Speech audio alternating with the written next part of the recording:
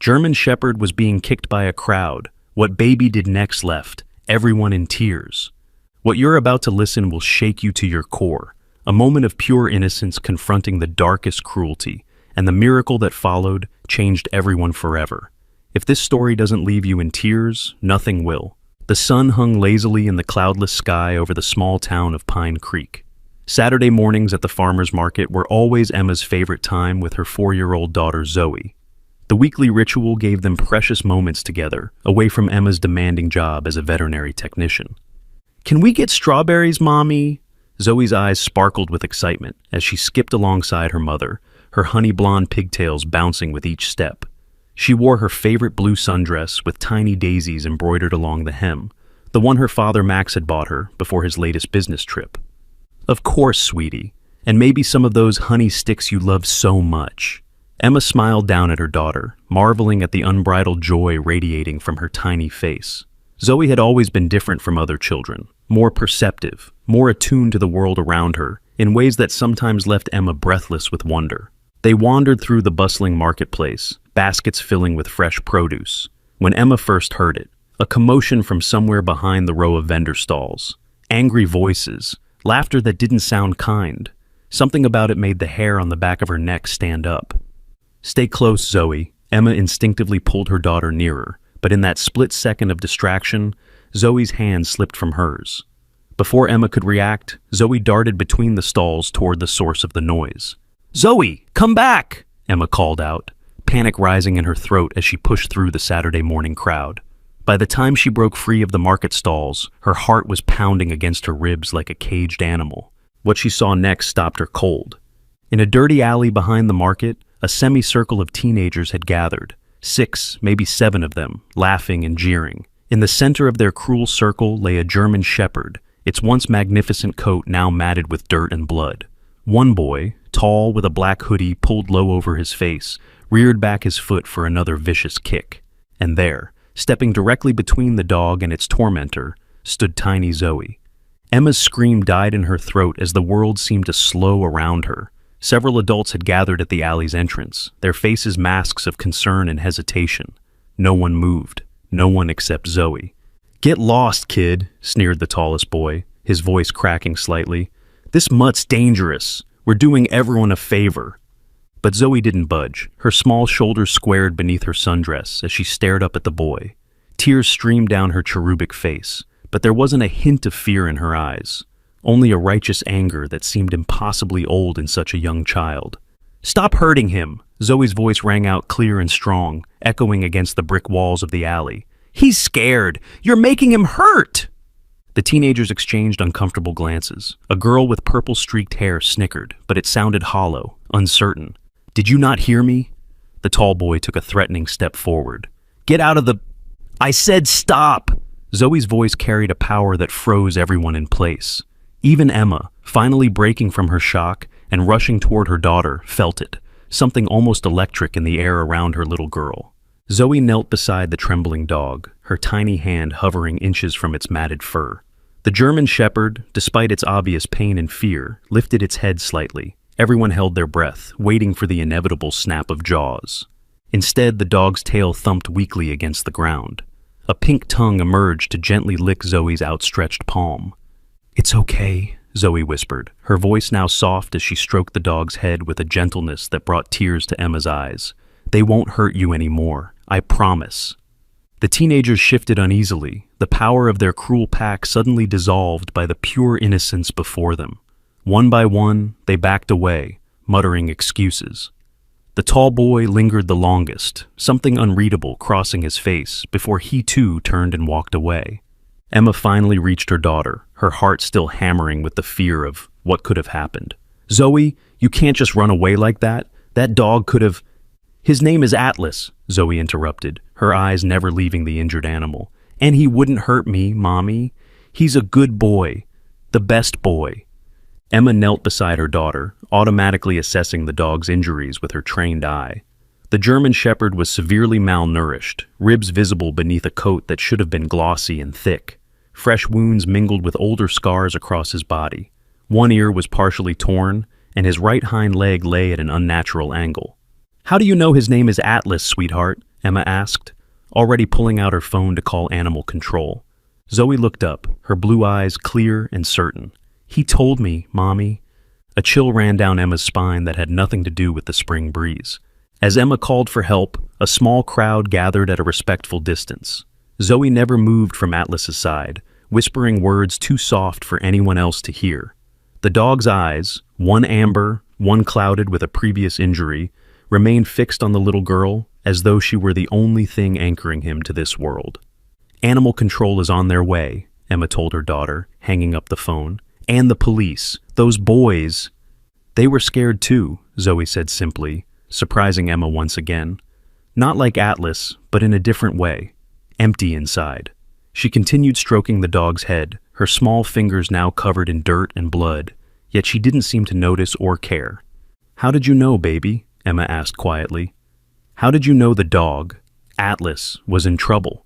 Zoe tilted her head, considering the question with a seriousness that sometimes made Emma forget her daughter was only 4. "I heard him crying in here." She tapped her chest right over her heart. "Not with my ears, Mommy. In here."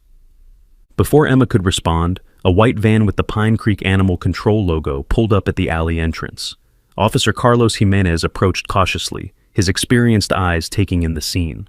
"That's quite a brave little girl you've got there," he said to Emma, crouching down a few feet from Zoe and Atlas. "Hey there, sweetheart. My name's Carlos. I'm here to help your furry friend, okay?" Zoe studied the man's face intently before nodding. "Atlas is really hurt. The bad people used him for fighting and kept him in a cold cage. Then they threw him away when he wouldn't fight anymore." Carlos's eyebrows shot up as he exchanged a glance with Emma, who shook her head slightly. She had no idea how Zoe could know such details. "Well, we're going to take good care of him now," Carlos said gently, though Emma didn't miss the concern in his eyes as he examined the dog more closely. "But I have to be honest. His injuries are very serious, and he might be aggressive due to his past. Standard procedure in these cases." He didn't finish the sentence, but Emma understood. Euthanasia was the likely outcome for a fighting dog with this level of trauma. "No!" Zoe's voice was sharp again, her small hands burying themselves protectively in Atlas's fur. "You can't take him away to die. He's not bad. He just needs someone to love him." "Zoe, honey," Emma began, but something stopped her. The way Atlas leaned weakly into her daughter's touch, the trust evident in his posture despite his obvious pain. "I'll foster him," Emma heard herself say, surprising even herself. "I'm a vet tech at Pine Creek Animal Hospital. I can monitor him, handle his medical needs at home." Carlos hesitated. "That's against protocol for a case like this. We don't know his history, his triggers." Please," Emma insisted, watching as her daughter whispered something in the dog's ear that made his tail thump harder against the ground. "I'll take full responsibility. Dr. Lisa can come check on him, please." Perhaps it was the desperation in her voice, or the extraordinary connection between the little girl and the broken animal before them. But finally, Carlos nodded. "I'll need you to sign some waivers," he warned. "And if there's any aggression at all—" "There won't be," Zoe said with absolute certainty. As Carlos prepared a stretcher and muzzle, Zoe leaned close to Atlas again, her lips near his torn ear. Emma couldn't hear what her daughter whispered, but the effect was immediate. The dog's tense muscles relaxed visibly, allowing Carlos to approach with the muzzle. "I don't think he needs that," Zoe protested. "It's just for transport, sweetheart," Carlos explained kindly. "It's the rules." Zoe looked dissatisfied but nodded. "I already told him it's okay. He understands." True to her word, Atlas remained perfectly still as Carlos slipped the muzzle over his snout, not even flinching when the man checked his injuries more thoroughly. "This is," Carlos muttered, shaking his head. "I've never seen a fighting dog this calm, especially around a child. It's like he understands everything." As they carefully moved Atlas onto the stretcher, Emma noticed a man standing across the street, partially hidden behind a parked truck. Something about his intense focus on the scene made her uneasy. When he raised a phone to take photos, she instinctively moved to block Zoe from view. By the time she looked again, the man was gone. The drive home was silent, with Zoe insisting on riding in the back of Carlos's van to keep Atlas calm. Emma followed in her own car, her mind racing. What had she just committed to? Max would be furious when he returned from his business trip to find a potentially dangerous dog in their home. But the alternative, Zoe's heartbreak if Atlas were euthanized, was unthinkable. Their small two-bedroom house had never felt so inadequate as it did when they carefully carried Atlas inside. Emma had already called Dr. Lisa Anderson, who promised to come by immediately with supplies and medication. "Where should we put him?" Carlos asked, the stretcher held carefully between him and Emma. "My room," Zoe said decisively, leading the way down the narrow hallway to her bedroom with its butterfly wallpaper and stuffed animal collection. "Sweetie, I don't think," Emma began. "He needs to be somewhere that feels safe," Zoe insisted with that same unnerving certainty. "My room is the safest place in the world." They compromised on a thick blanket in the corner of Zoe's room, close enough for her to see him, but not on her bed. As they settled Atlas onto the makeshift bed, Emma noticed her daughter had already arranged her favorite stuffed animals in a protective semicircle around the spot. Dr. Lisa arrived 30 minutes later, her kind face growing serious as she examined Atlas. After a thorough check, she pulled Emma into the kitchen while Carlos distracted Zoe. "This dog has been through hell, Emma," Dr. Lisa said bluntly. "Classic signs of dog fighting, scarring patterns around the face and front legs, old fractures that healed wrong. But there's something else." She hesitated. "What is it?" Emma asked, her stomach tightening. "I found a partial microchip during my scan. It's damaged, but there might be enough to trace where he came from." Dr. Lisa's expression was grim. "I don't want to alarm you, but dogfighting is organized crime, Emma.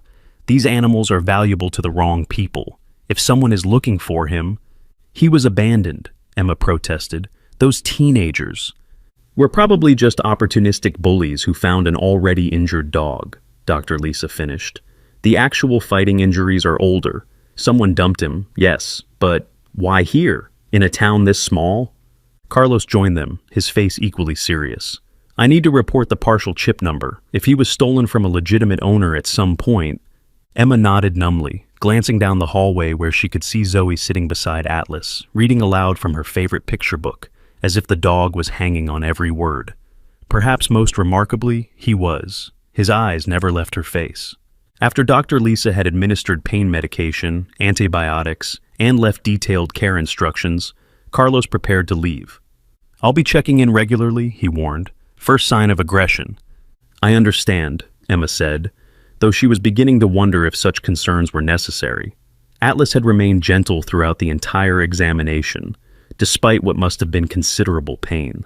After everyone left, Emma made dinner while keeping an anxious eye on Zoe's room. She'd left the door open to monitor them, but all she could see was her daughter's back as she continued reading story after story to the injured dog. "Dinner time, sweetheart," Emma called eventually. "Atlas needs to rest now."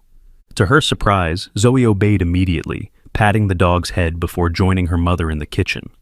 "He's very tired," she reported seriously, "but he's feeling safer now."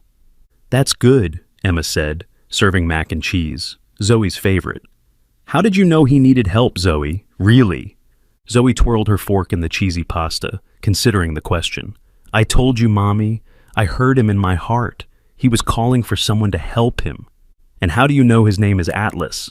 "That's not the name the bad people gave him," Zoe said, her face darkening in a way that no 4-year-olds should. "They called him something ugly. Atlas is his true name. It means someone who carries heavy things. He's carried heavy things for a long time." Emma felt that same chill again. "What bad people, Zoe? The teenagers?" Zoe shook her head. "The man with the scar on his hand. The one who makes dogs fight until they die." Emma nearly dropped her fork. "Zoe, how could you possibly know that?" "Atlas showed me," Zoe said simply. "In his memories. There were other dogs too. Ones who didn't come back." Later that night, after tucking Zoe into bed with strict instructions to let Atlas sleep, Emma sat at her kitchen table with a glass of wine, her hand shaking slightly as she called Max. "You did what?" Her husband's voice exploded through the phone after she explained the day's events. "Emma, have you lost your mind? A fighting dog around our daughter?" "You didn't see them together, Max," Emma said quietly. I can't explain it. He's completely gentle with her. Until he's not. What if he has a flashback or gets triggered? And who's going to take care of this dog when you're at work? We can't afford doggy daycare on top of Zoe's preschool." "I'll figure it out," Emma said, a steely determination in her voice that surprised even her. "This is important." "Important? More important than our daughter's safety? Max demanded. She's safer with him than without him, Emma said with sudden conviction. I can't explain it, but it's true. Their argument continued in circles until Max finally sighed in defeat. This conversation isn't over. My flight gets in Friday. We'll talk then. Emma hung up and pressed her fingers to her temples, fighting off a stress headache. The events of the day swirled in her mind like leaves caught in a whirlpool. Zoe's uncanny connection with Atlas, the strange man taking photos, Zoe's disturbing knowledge of Atlas's past, the partial microchip. Something didn't add up. Her thoughts were interrupted by a sound from Zoe's room, not barking or growling, but the soft murmur of her daughter's voice. Quietly, Emma crept down the hallway and peered through the cracked door. Zoe was sitting cross-legged on the floor beside Atlas, her hand resting lightly on his head. She was speaking to him in low, serious tones, not the sing-song voice she used with her stuffed animals or the exaggerated enunciation she used when reading her picture books. I won't let them find you, Zoe was saying. I promise. The man with the scar doesn't own you anymore. You're my Atlas now. The dog's eyes, intelligent beyond any animal Emma had ever seen, seemed to understand every word, his tail that thumped weakly against the blanket in acknowledgement. The others are still there in the cold place, Zoe continued, her voice dropping even lower. But we'll help them too, somehow. Emma backed away from the door, her heart racing. Either her daughter had an extraordinary imagination, or something truly unexplainable was happening in her home. That night, Emma barely slept, listening for any sound of distress from Zoe's room. But the house remained peaceful until dawn, when she was awakened by the sound of Zoe's delighted giggle. She rushed to her daughter's room to find Zoe sitting on the floor beside Atlas, who was attempting to lick her face despite his injuries. The sight was so normal, so wholesome, that for a moment Emma wondered if she had imagined the strangeness of the previous day. Look, Mommy, Atlas says good morning, Zoe beamed, and he's hungry. Emma relaxed slightly. Perhaps there was a simple explanation for everything. Children were intuitive, dogs were resilient, maybe that was all there was to it. But as she turned to go make breakfast, she caught Atlas watching her. The intelligence in his mismatched eyes made her breath catch. For just a moment, she could have sworn she saw something there. A recognition, an awareness that went far beyond animal instinct. Then he lowered his head to his paws, just an injured dog once more, and Emma was left wondering how much of yesterday's magic had been real, and how much had been her imagination running wild after an emotionally charged day. Come on, sweetheart, she said, pushing aside her unease. Let's get you both some breakfast. As she led Zoe to the kitchen, neither of them noticed the dark sedan rolling slowly past their house, or the man with the scarred hand watching their front door with narrowed eyes. Max Henderson's return from his business trip was marked by the sound of his suitcase hitting the floor with a heavy thud when he first saw Atlas sprawled on the living room rug beside Zoe. 3 days had passed since the rescue, and while Atlas still couldn't put weight on his injured leg, he had become Zoe's constant shadow around the house. What the hell, Emma? Max's voice was low, but tense, his eyes darting between the massive dog and his daughter. When you said you were fostering an abused dog, I didn't think it would be this. Atlas raised his head, his mismatched eyes assessing Max with an intelligence that made the man take an involuntary step backward. Daddy! Zoe abandoned her coloring book and ran to hug her father's legs. You're home. Come meet Atlas. He's my special friend. Max's face softened as he picked up his daughter, but his eyes remained wary. Hey, princess, I missed you. He kissed her forehead before setting her down and turning to Emma. Kitchen, now. Emma squeezed his arm as she passed. Give him a chance, Max. You'll see. In the kitchen, their voices dropped to urgent whispers, but Zoe didn't seem concerned. She returned to Atlas's side, resuming her drawing of what appeared to be a German shepherd wearing a superhero cape. He's not dangerous, Emma insisted, keeping her voice low. Dr. Lisa has been by twice, and Carlos from Animal Control checks in daily. He's never shown a single sign of aggression. He's a fighting dog, Emma. Max ran a hand through his dark hair in frustration. You can see it in those scars. That's not something you just get over. There's something special about him, Emma argued. The way he is with Zoe. It's like they understand each other on some level I can't explain. Max leaned against the counter, arms crossed. And that's another thing, these conversations Zoe claims to have with him. It's not healthy, Em. She's treating him like he's some kind of, I don't know, psychic dog or something. She's 4, Max. Of course she has an imagination. This goes beyond imagination. Max's voice rose slightly before he caught himself. Yesterday on the phone, she told me Atlas showed her where he used to live, some underground place with cages. That's disturbing, Em. Where is she getting this stuff? Emma hesitated, unwilling to admit the eerie accuracy of some of Zoe's revelations about Atlas's past. Kids pick up more than we realize. She probably overheard something Carlos or Dr. Lisa said. What about your job? Who's watching him when you're at work and Zoe's at preschool? I've been bringing him to the clinic with me. Dr. Lisa thinks it's good for his recovery to be around caring people in a medical setting. Emma didn't add that the entire staff had fallen in love with Atlas, marveling at his gentle demeanor despite his obvious fighting background. Their conversation was interrupted by Zoe's appearance in the doorway, her small face unusually serious. Atlas is sad because you're fighting, she announced, and Daddy is afraid because he doesn't understand yet. Max knelt to his daughter's level. I'm not afraid, Princess. I just want to make sure everyone is safe. Zoe's blue eyes met his with startling clarity. Atlas would never hurt us. He's our protector now. That's his job.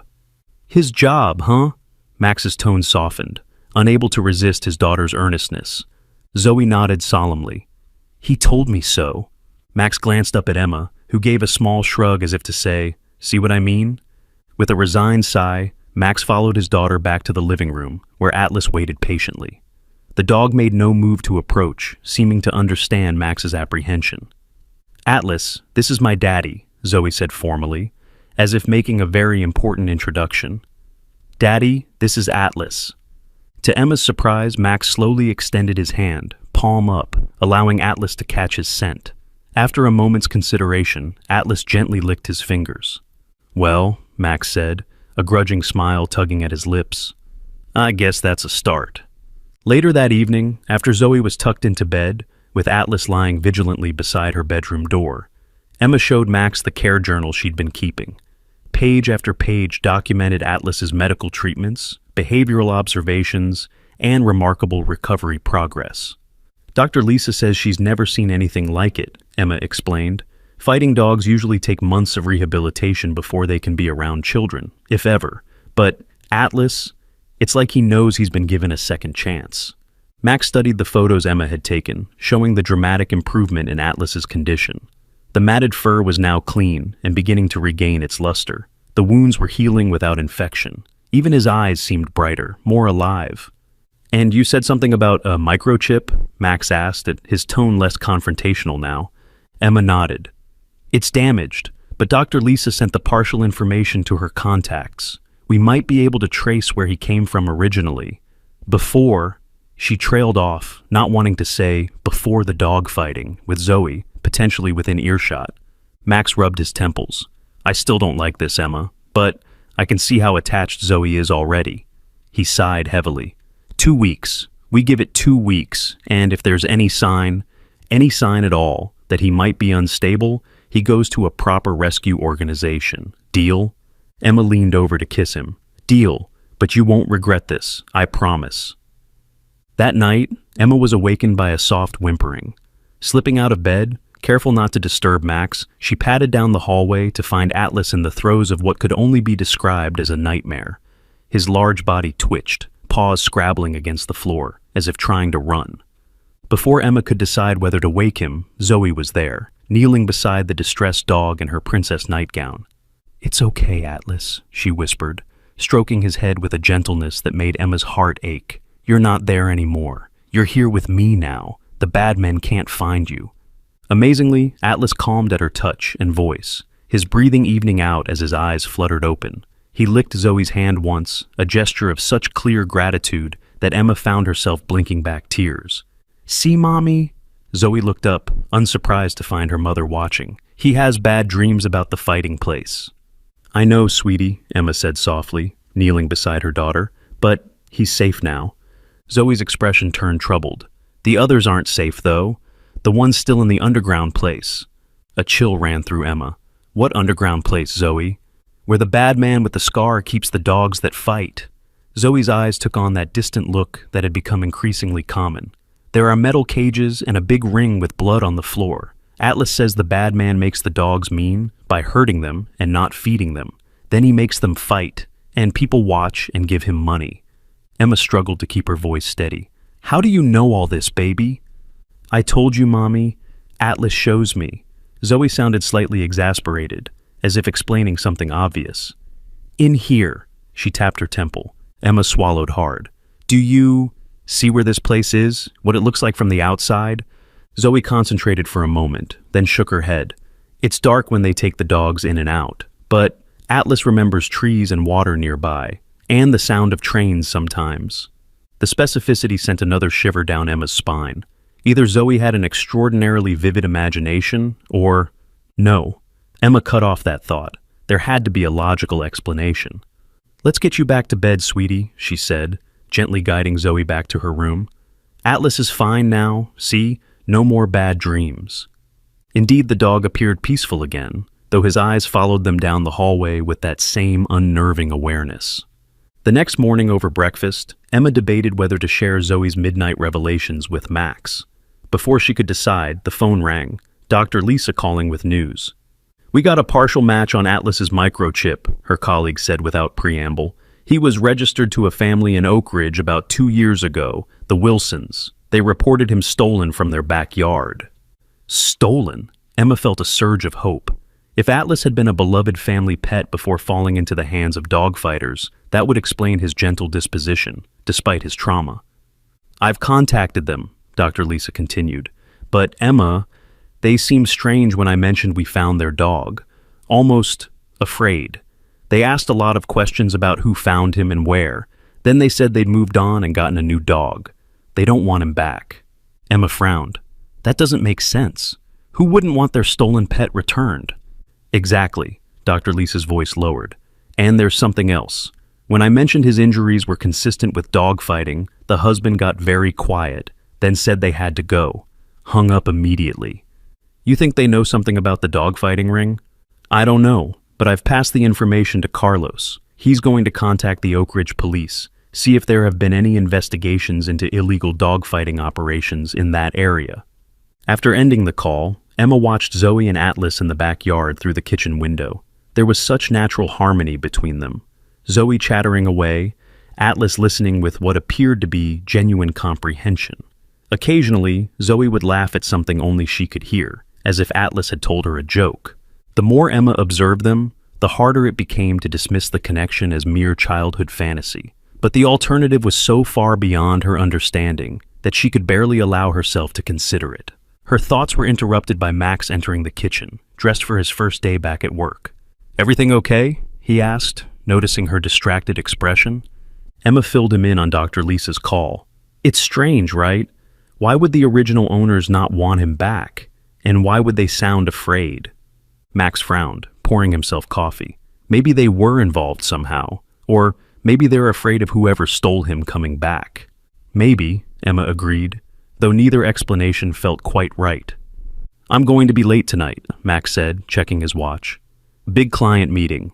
Will you two be okay with Sir Atlas the Brave? His tone was lighter now, the nickname evidence of his gradually softening stance toward their foster dog. Emma smiled. We'll be fine. He's actually been good company. After Max left for work, Emma spent the morning working from home, occasionally glancing up from her laptop to check on Zoe and Atlas in the backyard.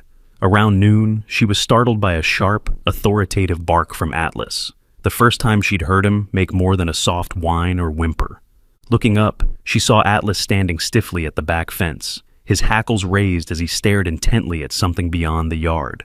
Zoe stood behind him, her small hand buried in his fur. Emma rushed outside. What is it, sweetie? There was a man looking over the fence, Zoe said, her voice small. Atlas didn't like him. Emma felt her heart rate accelerate as she scanned the neighboring yards and the alley beyond their fence. Nothing seemed out of place, but Atlas remained vigilant, his body positioning itself protectively between Zoe and whatever potential threat he'd detected. Let's go inside for lunch, Emma said, trying to keep her tone casual as she ushered Zoe toward the house. Atlas followed, but not before casting one last wary glance at the fence. Later that afternoon, Emma drove Zoe to her weekly art class at the community center, with Atlas lying across the back seat. Dr. Lisa had suggested that controlled outings would help with his rehabilitation, and Emma found herself increasingly reluctant to leave him home alone. As they pulled into the parking lot, Emma noticed Zoe staring intently out the window at a black SUV parked across the street. "What is it, sweetie?" she asked, following her daughter's gaze. "That's the bad man's car," Zoe said quietly. Emma felt her blood run cold. "What bad man, Zoe?" "The one with the scar on his hand. The one who hurt Atlas." Zoe's voice was matter-of-fact, but her small body had tensed. In the back seat, Atlas raised his head, a low growl rumbling in his chest. Emma scanned the SUV but could see no one inside. It was just a black SUV, common enough that it could belong to anyone. And yet, "Let's skip art class today," she decided impulsively. "How about we go visit Mommy's work instead? I bet Dr. Lisa would love to see how well Atlas is doing." Zoe nodded, her eyes never leaving the black vehicle, as Emma made a U-turn and headed toward the veterinary clinic. At work, Emma pulled Dr. Lisa aside while their receptionist, Hannah, entertained Zoe and Atlas in the empty waiting room. "I think someone might be watching us," Emma admitted, feeling slightly foolish even as she said it. "A black SUV that Zoe says belongs to the bad man with the scar. The same car might have driven by our house the day we brought Atlas home." To her relief, Dr. Lisa didn't dismiss her concerns. "The dog-fighting world is dangerous, Emma. These people see their fighting dogs as investments. An animal like Atlas, one trained for fighting but with an unusually gentle temperament, would be valuable for breeding." "You think they want him back?" Emma's voice rose in alarm. "But why now? Why didn't they come looking for him right after he disappeared?" "Maybe they did, but couldn't find him. Or maybe there's something special about Atlas specifically." Dr. Lisa hesitated. "Emma, this connection Zoe claims to have with him, has she said anything else? Anything that seems impossible for her to know?" Emma bit her lip. "She describes a fighting arena underground, with cages. Says there are trees and water nearby, and sometimes the sound of trains. She talks about a man with a scar on his hand who runs it." Dr. Lisa's expression grew troubled. "That's remarkably specific. You don't actually believe she's, what, communicating with Atlas somehow?" Emma couldn't keep the disbelief from her voice, despite her own growing suspicions. "I'm not saying that," Dr. Lisa said carefully, "but I've been a vet for 20 years, and I've never seen a bond like theirs form so quickly, and Atlas is unusual. His intelligence, his adaptability despite his trauma. It's extraordinary." Before Emma could respond, Hannah appeared in the doorway, her face pale. "Emma, there's a man here asking about Atlas. Says he's from an animal rescue specializing in rehabilitating fighting dogs. Wants to know if we've treated any recently." Emma exchanged an alarmed glance with Dr. Lisa. "What did you tell him?" "Nothing yet. Said I needed to check with the vet. He's still out front." Dr. Lisa moved to the reception area's one-way window and peered through. Emma joined her, careful to stay out of sight. The man waiting in the lobby was expensively dressed, with a neatly trimmed beard and sunglasses perched on top of his head. Nothing about him screamed, "dangerous dogfighting ring operator," until he drummed his fingers impatiently on the counter, and Emma caught sight of a jagged scar running across the back of his right hand. "That's him," Emma whispered, her heart hammering. "Zoe's bad man with the scar." Dr. Lisa's expression hardened. "Hannah, tell him we haven't treated any fighting dogs. Then call Carlos at Animal Control and tell him to get over here immediately." "Where's Zoe?" Emma asked suddenly, panic rising as she realized her daughter wasn't in the waiting area. "In the break room with Atlas," Hannah assured her. "Marcy's with them." Emma sagged with relief, then tensed again as a new thought struck her. "What if he recognizes my car in the parking lot?" "Go out the back way," Dr. Lisa decided. "Take my car." She pressed her keys into Emma's hand. "I'll call you when he's gone. And Emma, be careful. Maybe stay somewhere else tonight, just in case." Emma nodded gratefully and slipped down the hallway to the break room, where she found Zoe sitting cross-legged on the floor beside Atlas, drawing with crayons provided by Marcy, the vet assistant. "We need to go, sweetheart," Emma said, forcing a smile. "Dr. Lisa is letting us borrow her car for a special errand." Zoe looked up, her eyes too knowing for a 4-year-old. "Is it because the bad man is here?" "We're just being extra careful," Emma said, helping Zoe gather her things. "Like a secret mission." That seemed to appeal to Zoe, who nodded seriously and whispered something to Atlas. The dog rose immediately, positioning himself between Zoe and the door with an alertness that both reassured and unnerved Emma. They slipped out through the clinic's rear entrance, Emma scanning the parking lot nervously before hurrying to Dr. Lisa's blue sedan. As they pulled onto the street, Emma caught sight of the black SUV parked directly behind her own car. "Where are we going, Mommy?" Zoe asked from the back seat, her hand resting on Atlas's head. Emma realized she hadn't thought that far ahead. They couldn't go home. That would be the first place the scarred man would look if he was indeed searching for Atlas. Max was in meetings all day. Her parents lived 3 hours away. "We're going on an adventure," Emma said with false brightness, pulling out her phone to text Max one-handed as she drove. "Just for tonight." They ended up at the Pine Creek Inn, a modest motel on the outskirts of town. Emma paid cash for the room, giving a false name and making up a story about home renovations making their house temporarily unlivable. If the desk clerk thought it odd that their only luggage was a large German Shepherd, he didn't comment. Once inside the room, Emma finally allowed herself to breathe. She'd texted Max the situation and their location, sworn Dr. Lisa and her staff to secrecy, and made sure they weren't followed. For now, at least, they were safe. Zoe seemed to take the unexpected adventure in stride, happily bouncing on the bed while Atlas settled himself vigilantly by the door, his ears perked for any unusual sounds. "Atlas says we're safe here," Zoe announced, "but the bad man won't stop looking." Emma sat beside her daughter on the bed. "Zoe, how do you know about the bad man? Really?" Zoe gave her mother the patient look of a child, explaining something obvious to an adult. "I told you, Mommy. Atlas shows me, in my head, like pictures and feelings." "Since when can you see what Atlas shows you?" Zoe considered this. "Since always, I think. But Atlas is the first dog who has so many important things to show me." She lowered her voice to a whisper. "Some of the things are scary, but Atlas says I'm brave enough to know. I wonder what secrets Atlas is showing her about the man with the scar. If you could communicate with animals, what would you ask them?" Emma paced the motel room, checking her phone every few minutes for updates from Dr. Lisa or Max. Atlas remained at his post by the door, his vigilance unwavering despite his still healing injuries. Zoe had fallen asleep on the bed, exhausted by the day's excitement and fear.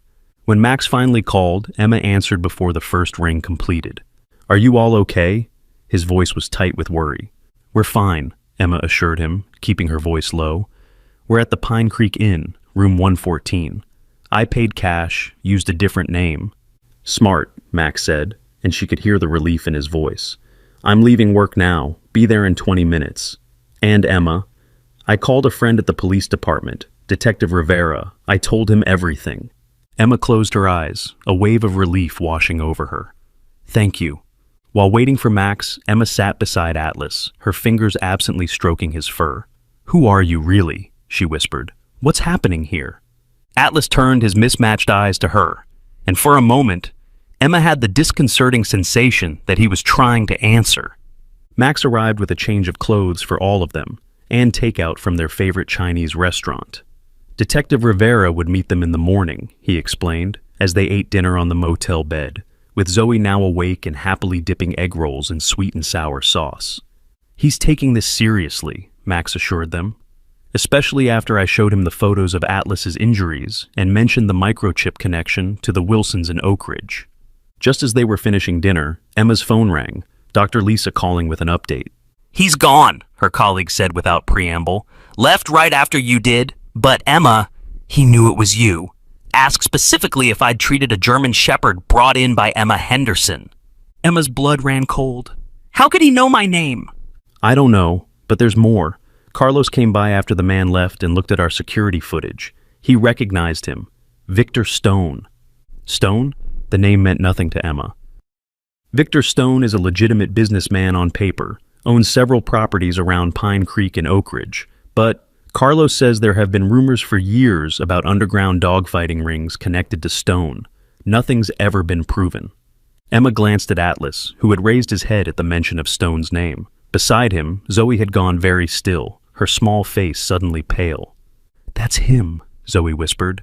"That's the bad man's name, the one who hurt Atlas." Emma's skin prickled. She hadn't said the name aloud. Zoe shouldn't have heard it from the phone call. "Honey, how do you—" "Atlas knows him," Zoe said simply. "He's the boss of the fighting place." After ending the call with Dr. Lisa, Emma turned to her husband. Stone came looking for Atlas specifically. He knew my name. This isn't random, Max. Max's expression was grim. We'll figure it out. For tonight, we're safe here. I've got my car parked around back, and I've already spoken to the night manager. He'll call if anyone comes asking about us. That night, they all slept fitfully in the cramped motel room. Emma and Max took turns keeping watch, while Atlas dozed lightly at the foot of the bed where Zoe slept, his body positioned between the door and the child. Morning brought Detective Rivera, a serious-faced man with kind eyes who listened cheerfully as Emma and Max explained everything, from finding Atlas to Stone's appearance at the vet clinic. "And you say your daughter somehow knows things about Stone and the dog-fighting operation?" Rivera asked, his expression neutral as he glanced at Zoe, who was drawing quietly in the corner with Atlas beside her. Emma hesitated. "It sounds crazy, I know, but she describes details she couldn't possibly know. An underground facility with cages, near water, and train tracks." Rivera made a note. "That's consistent with rumors we've heard about Stone's operation. His main property in Oak Ridge backs up to the river, and there's a freight line about half a mile away." He leaned forward. "Mrs. Henderson, Mr. Henderson, I need to be clear about something. Victor Stone is a dangerous man. If he's personally looking for your dog, there's a reason." "What do we do?" Max asked, his arm tightening around Emma's shoulders. "For now, stay somewhere Stone wouldn't think to look. Do you have family out of town?" Emma nodded. "My parents live in Fairview, about 3 hours from here." "Go there," Rivera suggested. "Take a few days off work. Let me see what I can find out about Stone's interest in your dog." As they packed up the few belongings Max had brought, Zoe approached Detective Rivera with one of her drawings.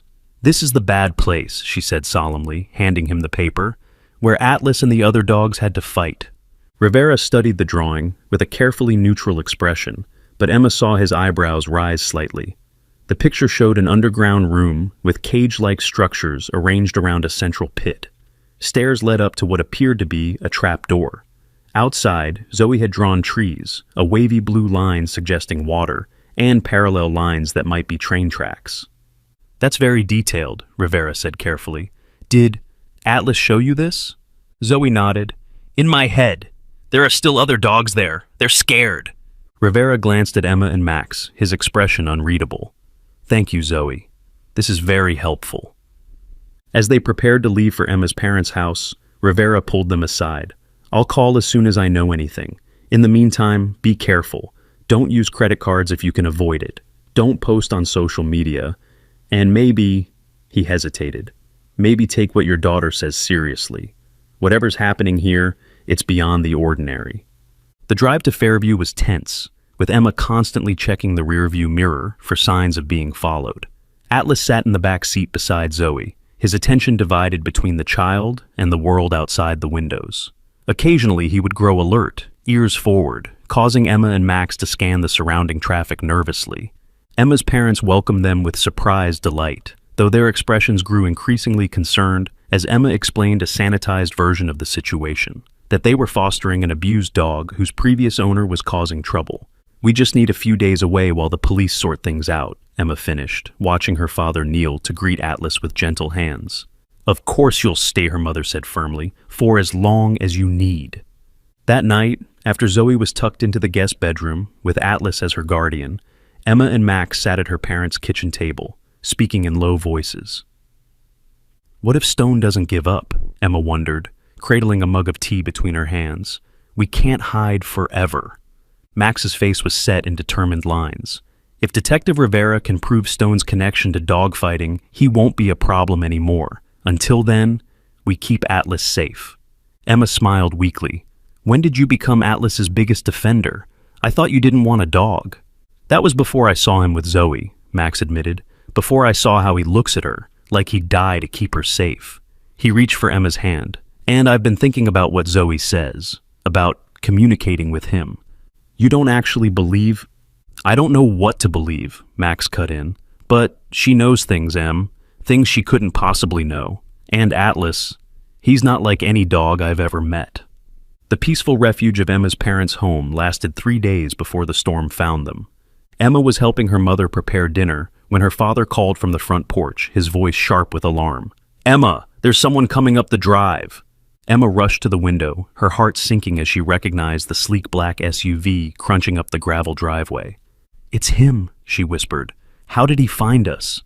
Her mother took immediate charge. "Get Zoe and Atlas, go out the back way, take the old hiking trail through the woods to the Miller place. They're away in Florida, but the key's under the blue pot by the back door. We'll handle this." Before Emma could even process these instructions, Zoe appeared in the doorway, Atlas at her side. The dog's hackles were raised, a low growl building in his chest. "The bad man is here," Zoe said, her voice eerily calm. "Atlas says we need to run." Emma didn't question it. She grabbed Zoe's hand, snatched her mother's car keys from the hook by the door, and headed for the back of the house. Max met them in the hallway, his face grim. "Go," he said. "I'll help your parents stall him." "Max." "I'll be right behind you," he promised, kissing her quickly before turning back toward the front of the house. Emma led Zoe and Atlas through the back door and across the large yard to the edge of the woods. The old hiking trail was barely visible, overgrown from years of disuse, but Emma remembered it from her childhood. She lifted Zoe into her arms, knowing the child's short legs couldn't navigate the rough terrain quickly enough. "Follow Atlas," Zoe said with certainty. "He knows the way." And somehow, he did. The German Shepherd moved with purpose along the trail, occasionally glancing back to ensure they were following. Despite his still healing injuries, he moved with fluid grace through the trees. They had gone perhaps half a mile when the sound of an engine revving reached them. Through gaps in the foliage, Emma could see the black SUV bouncing along an access road that paralleled the hiking trail. "He knows where we're going," Emma realized with horror. "Somehow he knows." Atlas abruptly changed direction, veering off the trail into denser undergrowth. Without hesitation, Emma followed, ducking under low-hanging branches and pushing through ferns and bushes. The noise of the SUV faded as they moved deeper into the woods.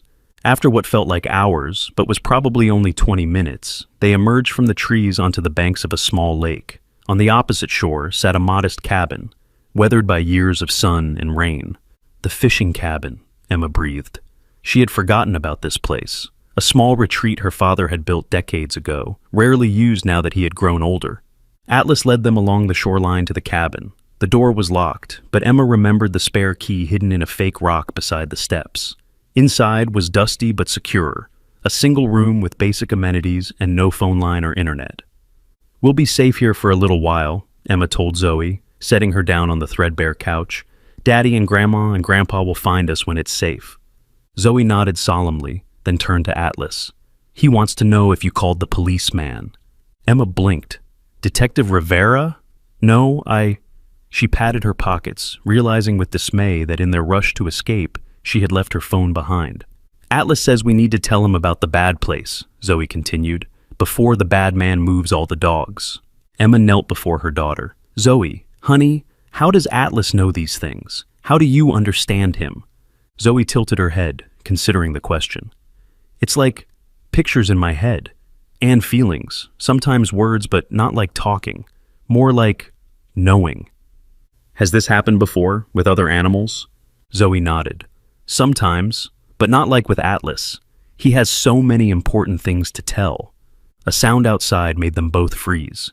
Atlas moved to the window, his posture alert but not alarmed. A moment later, there was a soft knock at the door. "Emma? Zoe, it's Dad."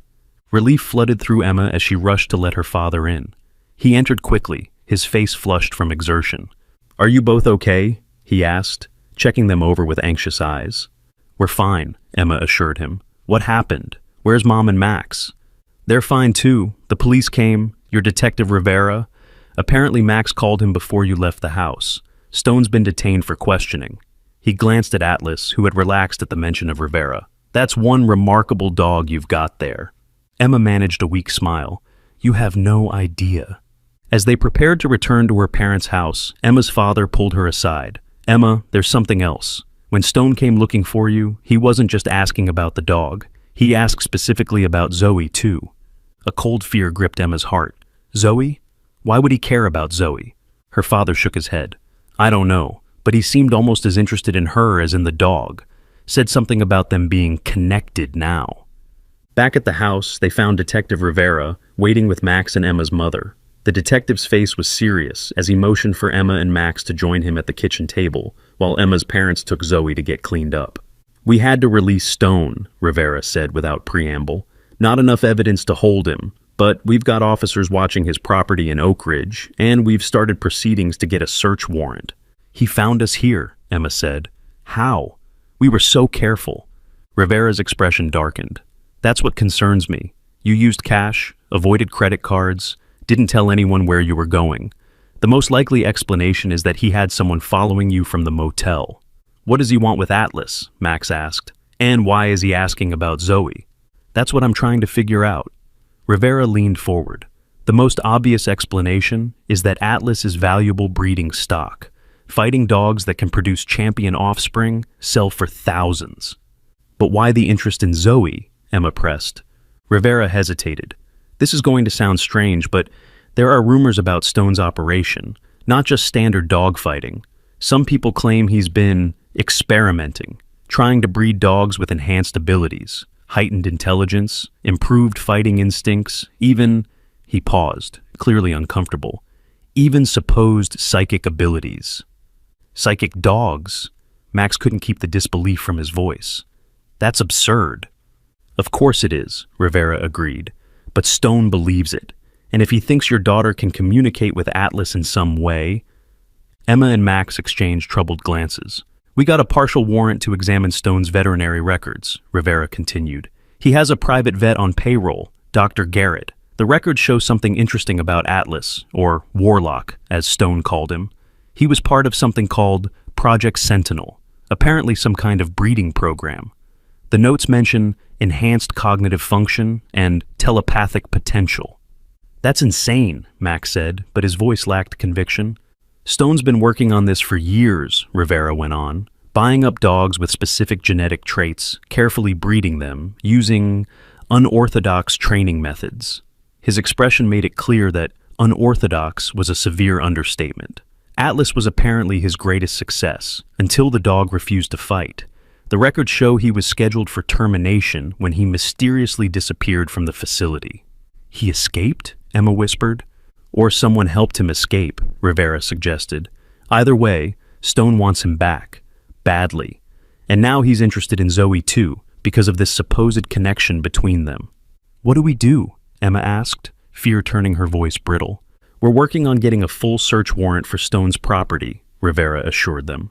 "If we can find evidence of the dogfighting operation, we can put him away for a long time. But until then," he hesitated. "Until then, you need to be careful, very careful. Stone isn't the type to give up easily." Later that evening, after sharing a quiet dinner with Emma's parents, the family gathered in the living room.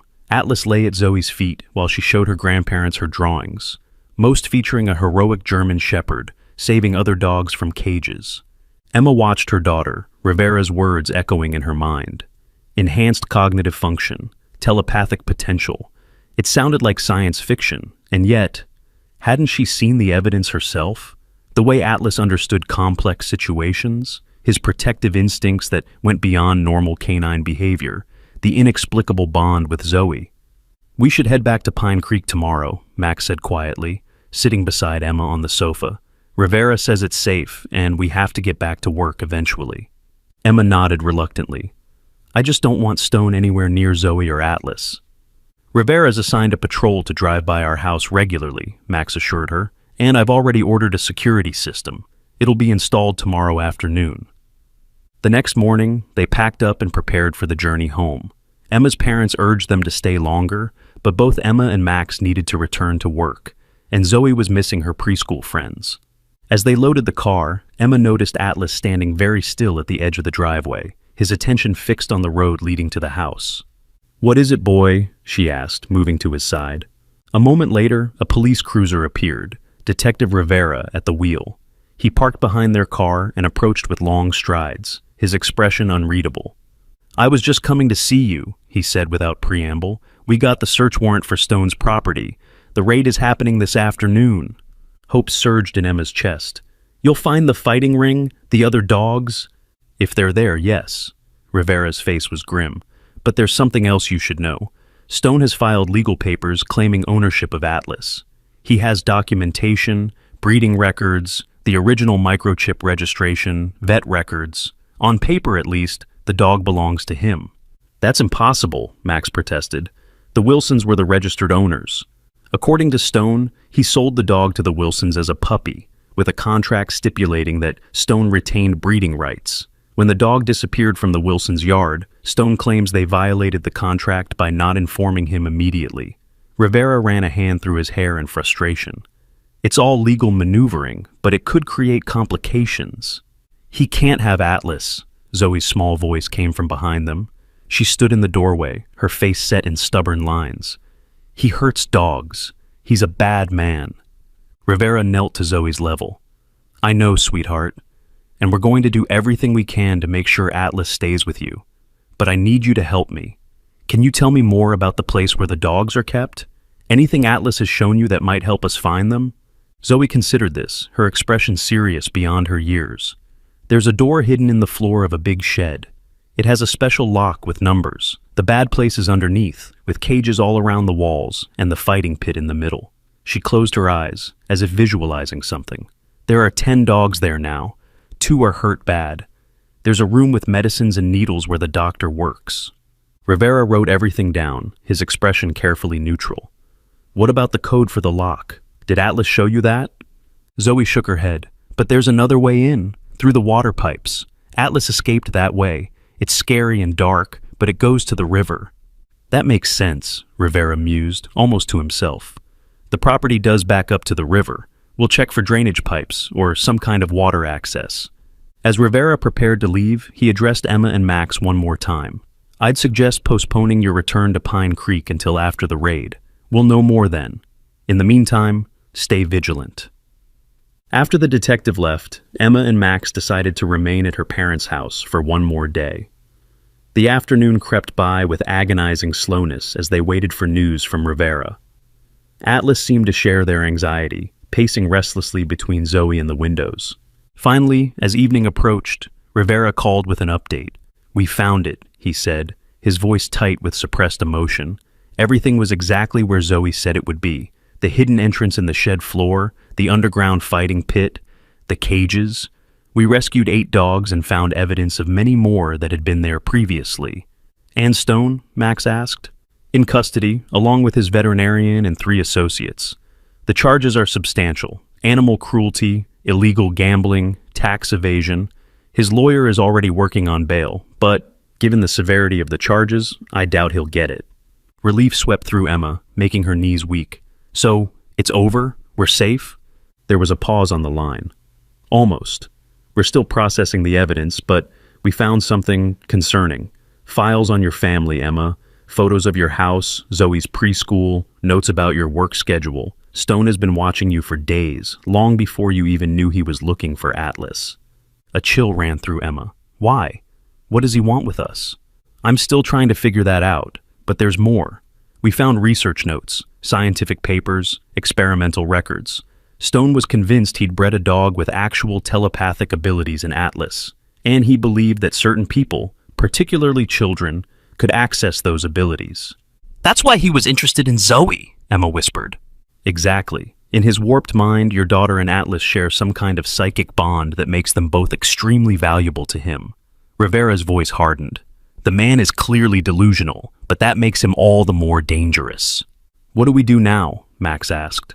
Come home, Rivera said. Stone's in custody and his operation is shut down. You'll need to make formal statements, and there will be legal proceedings regarding Atlas's ownership.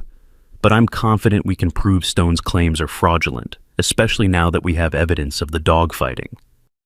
That night, Emma lay awake long after Max had fallen asleep, her mind churning with everything they had learned. Quietly, she slipped out of bed and down the hall to the guest room, where Zoe slept with Atlas at the foot of her bed. The dog lifted his head as Emma entered, his mismatched eyes gleaming in the darkness. Without disturbing Zoe, Emma sat on the floor beside him, her hand finding the soft fur between his ears. Is it true? She whispered. Can you really communicate somehow? Show Zoe things about your past? Atlas tilted his head, regarding her with that uncanny intelligence. Slowly, deliberately, he placed his paw on her hand and held her gaze. In that moment, Emma felt something. Not words or images exactly, but a sense of understanding, a connection that transcended the barrier between human and animal, a feeling of gratitude, of loyalty, of fierce protection. Whether it was her imagination or something truly extraordinary, Emma couldn't say. But as she looked into Atlas's eyes, one thing became absolutely clear. This remarkable dog had chosen them as his family, and he would do anything to keep them safe. Do you believe animals can communicate with us in ways science hasn't explained yet? What's the most incredible connection you've ever felt with an animal? The Henderson family returned home the following day, greeted by the comforting familiarity of their small house. The newly installed security system beeped softly as Max entered the code, providing an added layer of reassurance. Detective Rivera had arranged for a patrol car to drive by every few hours, a precaution that felt necessary despite Stone's incarceration. "Home sweet home," Max announced with forced cheerfulness, setting down their bags in the entryway. Atlas moved through the house methodically, sniffing each room as if checking for intruders before finally settling near Zoe as she unpacked her toys. "He says everything's okay," Zoe reported, not looking up from her stuffed animals. "No bad people have been here." Emma and Max exchanged glances, but said nothing. They had reached an unspoken agreement not to question Zoe's connection with Atlas too deeply, at least not yet. Whether it was an extraordinary child's imagination or something truly unexplainable, the bond between the dog and their daughter was undeniable. Life attempted to return to normal. Emma went back to work at the veterinary clinic, bringing Atlas with her each day. Max resumed his job at the accounting firm. Zoe returned to preschool, though Emma arranged with the teachers to keep a special watch over her. The criminal case against Stone progressed, with Detective Rivera keeping them updated. The evidence was overwhelming. Not just the underground fighting ring and abused animals, but financial records showing illegal gambling operations that stretched across 3 states. "He's not getting bail," Rivera assured them over coffee at their kitchen table one evening, a week after their return. "Too much flight risk, too much evidence. The prosecutor is confident this will put him away for at least 15 years. "What about the other men?" Emma asked. "The ones who worked for him?" "2 have made deals to testify against Stone," Rivera said. "The veterinarian, Dr. Garrett, is still holding out, but we're working on him." "And Atlas?" Max asked the question they had all been avoiding. "What happens with Stone's legal claim?" Rivera's expression softened. Given the circumstances, Stone's arrest, the dogfighting evidence, his ownership claim doesn't stand a chance. But you'll need to go through formal adoption procedures once the case concludes. Foster status won't be enough long term. As Rivera prepared to leave, he hesitated at the door. "There's one more thing you should know. We found more research notes at Stone's property, journals, experimental records. He was obsessed with the idea of breeding dogs with enhanced abilities, particularly what he called cross-species telepathy." "And he believes Atlas has this ability?" Emma asked, though she already knew the answer. Rivera nodded. According to his notes, Atlas was the culmination of years of selective breeding, the perfect subject, highly intelligent, empathetic, with brainwave patterns that Stone claimed were unique. He shook his head. "It sounds like science fiction, but Stone spent millions on this research. He truly believed he'd succeeded with Atlas." After the detective left, Emma found herself studying Atlas with new eyes as he lay beside Zoe on the living room floor, watching her color. The dog met her gaze steadily, his mismatched eyes intelligent and somehow knowing. Was it possible? Could Stone's delusional experiments have actually produced something extraordinary? Or was it simply the special bond that sometimes formed between children and animals, enhanced by Zoe's natural empathy and imagination? Emma was still pondering these questions 3 nights later when the storm hit. It rolled in suddenly after dark, a violent spring thunderstorm that knocked out power across Pine Creek. Max was working late, caught up in end-of-quarter reports that couldn't wait for morning. "It's okay, sweetie," Emma reassured Zoe as another crack of thunder shook the windows. "The storm can't hurt us inside the house." Zoe didn't seem particularly frightened, sitting cross-legged on the living room floor with a flashlight propped beside her as she played with her dolls. Atlas, however, was unusually alert, his body tense as he moved between the windows and the front door. "Atlas is worried," Zoe said, looking up from her toys. "Not about the storm. He says someone's coming." A chill ran through Emma. "Who's coming, Zoe?" "The doctor. The one who put the needles in the dogs. He works for the bad man." Zoe's voice was matter-of-fact, but her small hands gripped her doll tightly. Atlas can smell him. Emma's heart began to race. She reached for her phone to call Max, but the signal showed only one weak bar, the storm interfering with reception. Her call to Max went straight to voicemail. Next, she tried Detective Rivera with the same result. Moving quickly, Emma checked that all doors and windows were locked, and the security system was armed. Then she grabbed the flashlight and Zoe's hand. "We're going to play a game, sweetie, a hiding game, like hide and seek, but very quiet." Zoe nodded solemnly, already understanding more than any 4-year-old should. "Atlas says we should hide in the bathroom. It has no windows." Emma didn't question this advice. She led Zoe to the small bathroom off the hallway, bringing her phone, the flashlight, and a baseball bat Max kept in the hall closet. Atlas followed, his body language alert but controlled. They had just settled into the bathroom, the door locked behind them, when Emma heard it, the soft sound of breaking glass from somewhere in the house. "Stay very quiet," she whispered to Zoe, who nodded and hugged Atlas around his neck. The dog remained perfectly still, his ears perked forward as he listened to the intruder moving through the house. Heavy footsteps creaked along the hallway floor. A door opened, Zoe's bedroom, then another, the master bedroom. The footsteps paused, then slowly approached the bathroom. Emma raised the baseball bat, positioning herself between the door and Zoe. Atlas moved forward silently, his hackles raised, eyes fixed on the door. The handle turned, testing the lock. "I know you're in there, Mrs. Henderson," came a man's voice, smooth, educated, with a hint of impatience. "I'm Dr. Garrett. I just want to talk." Emma remained silent, her grip tightening on the bat. "It's about the dog, Atlas, as you call him, and your daughter." The voice softened. "I'm not here to hurt anyone. Stone sent me to verify something. Once I do, I'll leave. No one needs to get hurt." "Stone is in jail," Emma called through the door, unable to keep the tremor from her voice. "And the police are on their way." A low chuckle. "In this storm? I doubt you got a call out. And Stone may be in jail, but he still has resources. People who owe him favors." A pause. "I just need 5 minutes with the dog and the girl. A simple test. Then I'll go." "Go to hell," Emma hissed, fear giving way to protective fury. "Mrs. Henderson, you don't understand what you have there. That animal is worth millions, the result of 15 years of selective breeding and genetic research. And if your daughter can actually communicate with him, as Stone believes, that's beyond price." While he spoke, Emma noticed Zoe whispering something to Atlas, her small lips close to his ear. The dog's posture changed subtly, muscles tensing.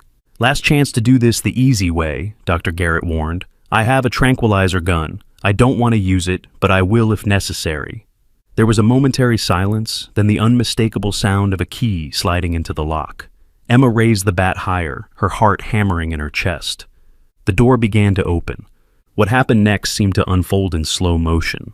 As the gap widened, Emma caught a glimpse of a tall man in a dark raincoat, his face half illuminated by the beam of a flashlight he held. In his other hand was what looked like a tranquilizer gun, pointed directly at Atlas.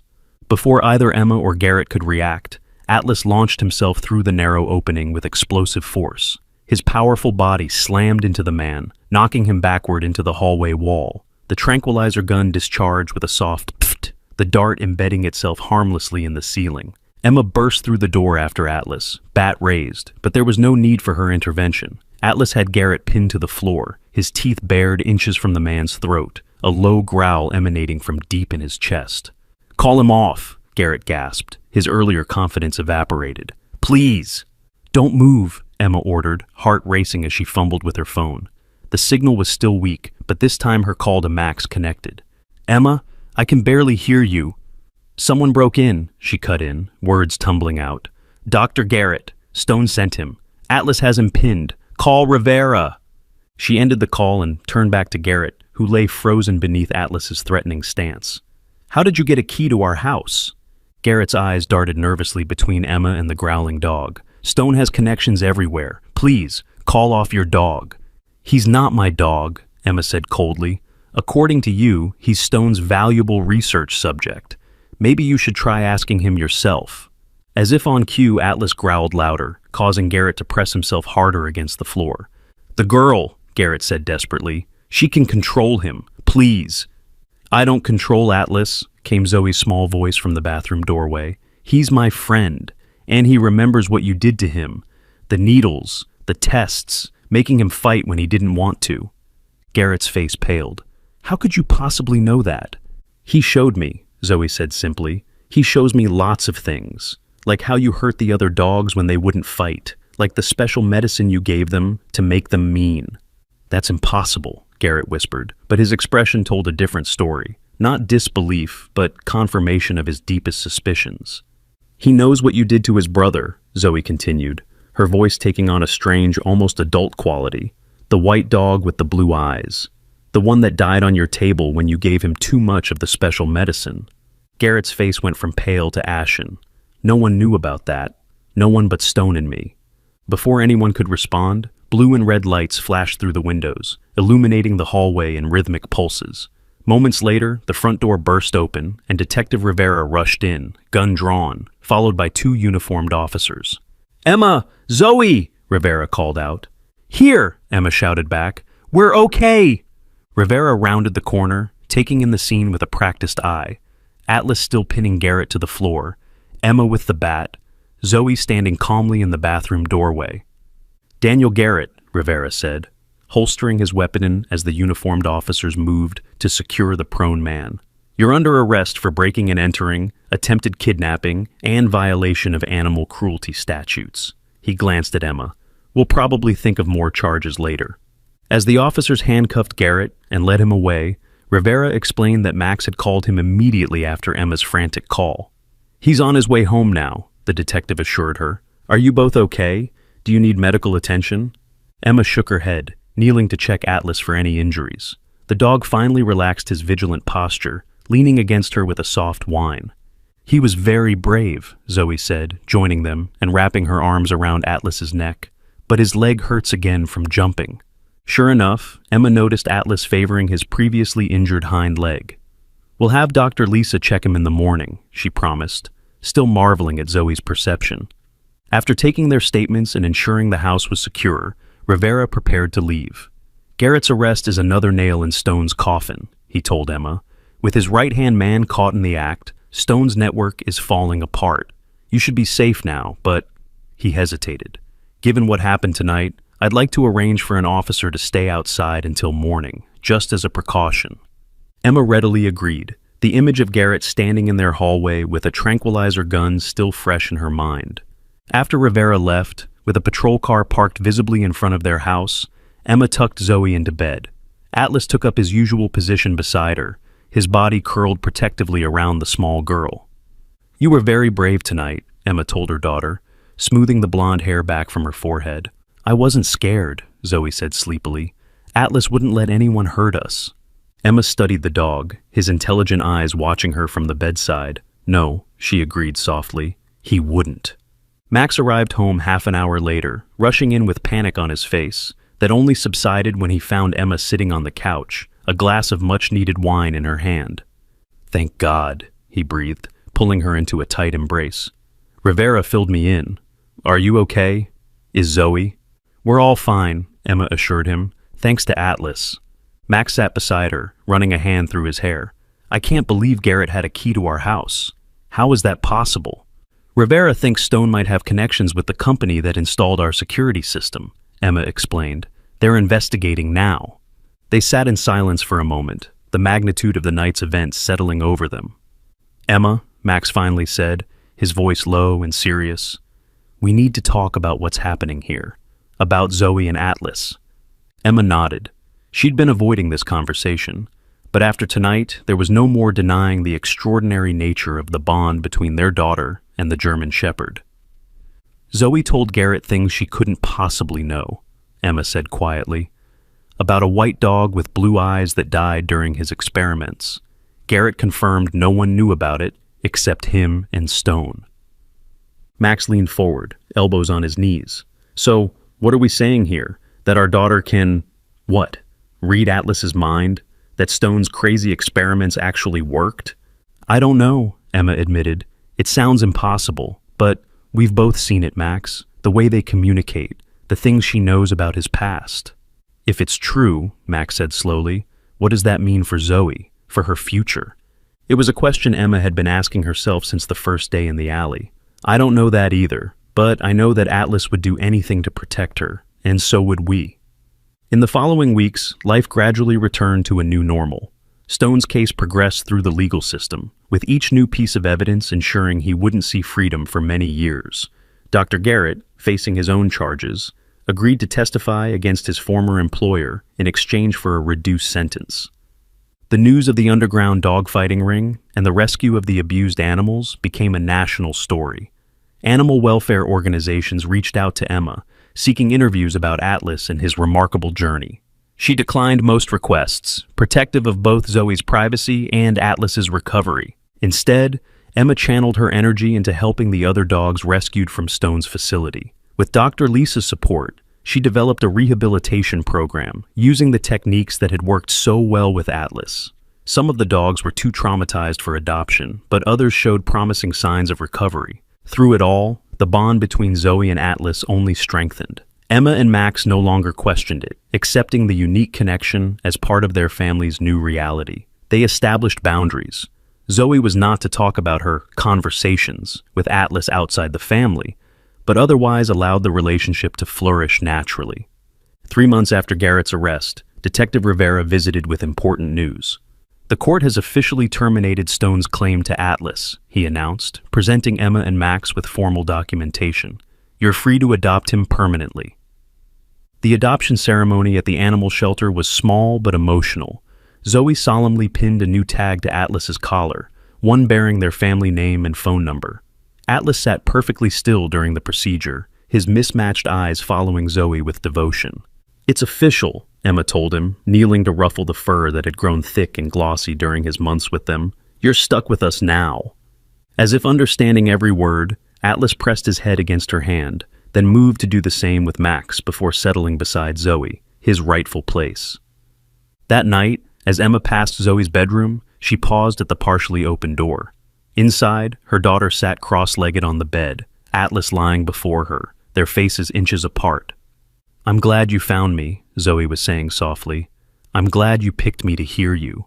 Atlas made a soft sound, somewhere between a whine and a rumble.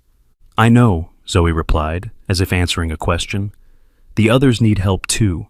We'll find them, I promise. Emma started to move away, not wanting to intrude, when Zoe called out, Mommy, Atlas wants to tell you something. Hesitantly, Emma entered the room. What is it, sweetie? He says there are more dogs like him, special dogs, and other children who can hear them, like me. Zoe's eyes were serious in her small face. He says we need to find them before bad people do. Emma sat on the edge of the bed, studying her daughter's earnest expression and Atlas's intelligent gaze. That sounds like quite a mission. Zoe nodded solemnly. It's important. Atlas says the special dogs and the children who hear them belong together. They protect each other. Something stirred in Emma's heart, part wonder, part apprehension.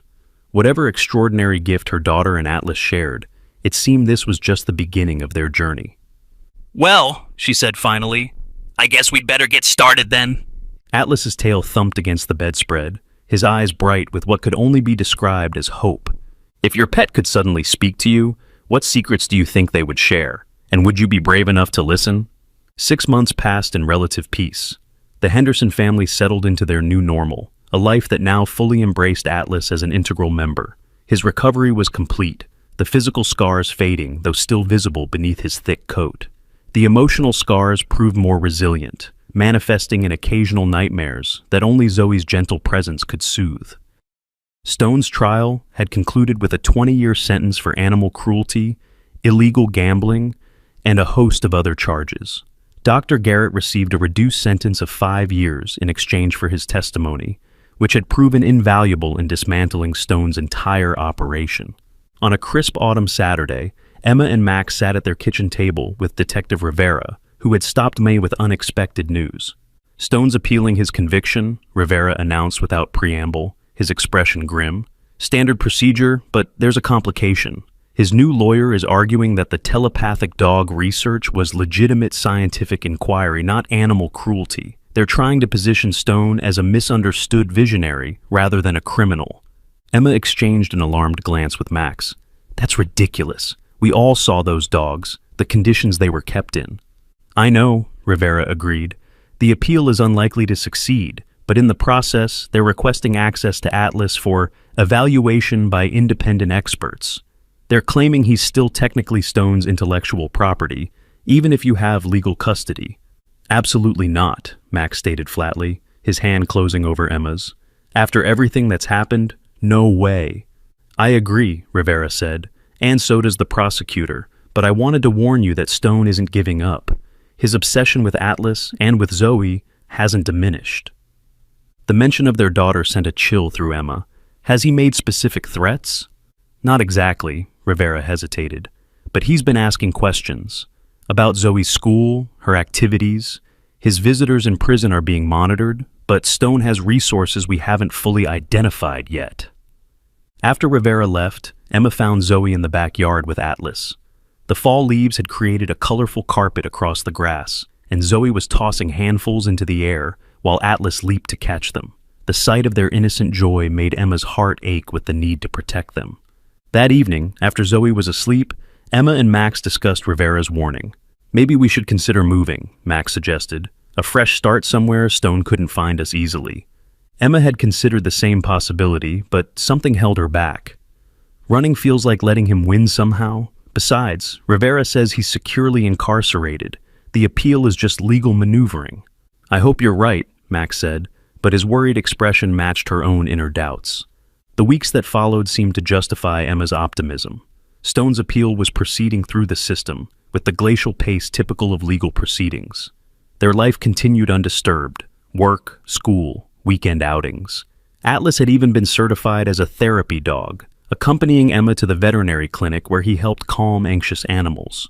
Zoe, now 5 years old and in kindergarten, was thriving. Her teachers reported an exceptional empathy toward other children and animals, a quality Emma and Max understood had been enhanced by her unique bond with Atlas. They still maintained strict privacy around the exact nature of that bond, cautioning Zoe not to speak about her conversations with Atlas outside their home. On the surface, everything was perfect, but occasionally Emma would catch Atlas staring intently out a window, or positioning himself protectively near Zoe for no apparent reason. Each time, she would scan their surroundings, finding nothing amiss, yet unable to shake the feeling that they were being watched. The first concrete sign of trouble came on a Tuesday afternoon in November. Emma was working at the clinic when she received a call from Zoe's school. Mrs. Henderson, the school secretary's voice was tense. There was an incident at pickup time. A man we didn't recognize tried to sign Zoe out, claiming to be her uncle. When questioned, he left quickly. We've alerted the police, but I wanted to call you immediately. Emma's blood ran cold. Is Zoe okay? She's fine. She was still in her classroom. The man never got past the front office. Emma called Max, who left work immediately to pick up Zoe, while Emma contacted Detective Rivera. By the time she arrived home, Rivera was already there, taking notes as Max described the school's call. The school has security cameras, Rivera explained. We're reviewing the footage now. Did Zoe see anything? Max shook his head.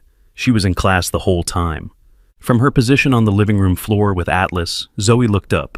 It was one of the bad man's friends, she said matter-of-factly, the one who drives the blue car. All three adults turned to her in surprise. Zoe, honey, Emma began carefully. How do you know that? Zoe stroked Atlas's head. Atlas saw him before. He used to bring the fighting dogs to the bad place. Atlas recognizes his smell. Rivera knelt to Zoe's level. But Atlas wasn't at school today, right?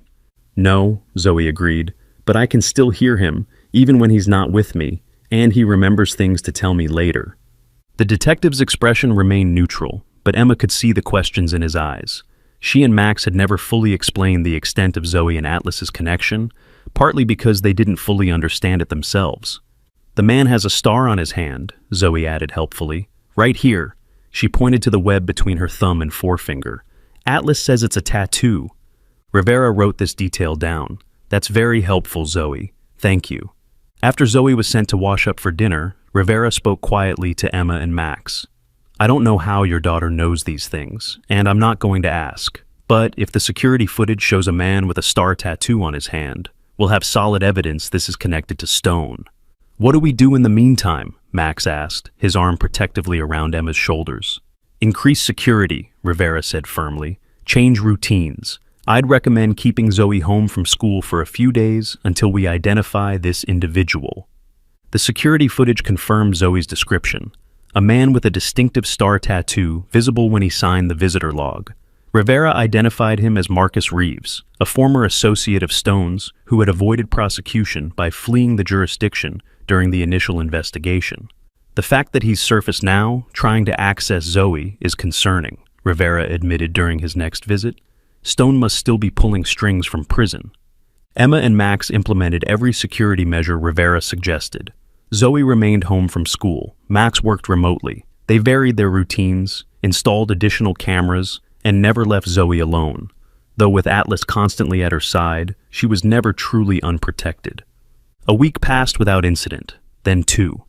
The constant vigilance began to wear on them all, especially Zoe, who missed her friends and school activities.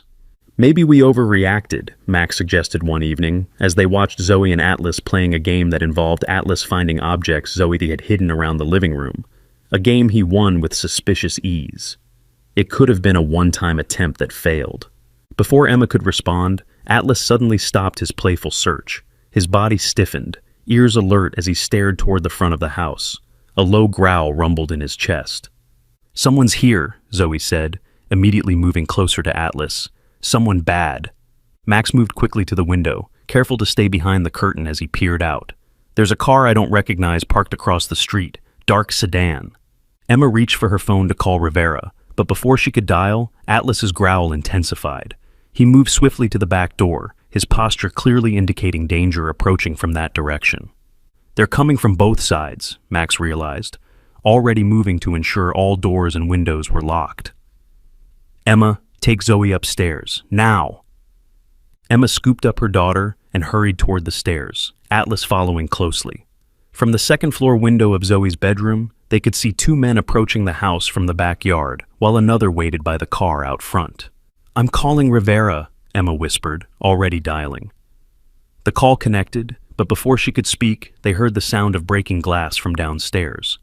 "They're inside," she hissed into the phone. "3 men, breaking in. Please hurry." Max appeared in the doorway, his face pale but determined. "Bathroom," he ordered. "No windows. Lock the door." They crowded into the small upstairs bathroom, Max positioning himself in front of Emma and Zoe, while Atlas took up a defensive stance facing the door. The sounds of movement downstairs grew louder, drawers opening, furniture being moved. "Where are they?" a gruff voice demanded. "Check upstairs." Heavy footsteps on the stairs made Emma pull Zoe closer, whispering reassurances she didn't feel. The bathroom doorknob rattled. "In here," called another voice. "Locked." "Break it down," ordered the first voice. The door shuddered under a heavy impact. Atlas's growl deepened, his muscles tensing for action. Another impact. Wood splintered around the lock. A third blow, and the door crashed open. A large man filled the doorway, his face half hidden by a ski mask. Behind him, another similarly disguised figure held what looked like a tranquilizer gun. What happened next seemed to unfold in slow motion. Atlas launched himself at the first intruder, his powerful jaws clamping onto the man's arm. Max lunged forward, tackling the second man. The tranquilizer gun discharged, the dart missing Atlas and embedding itself in the wall.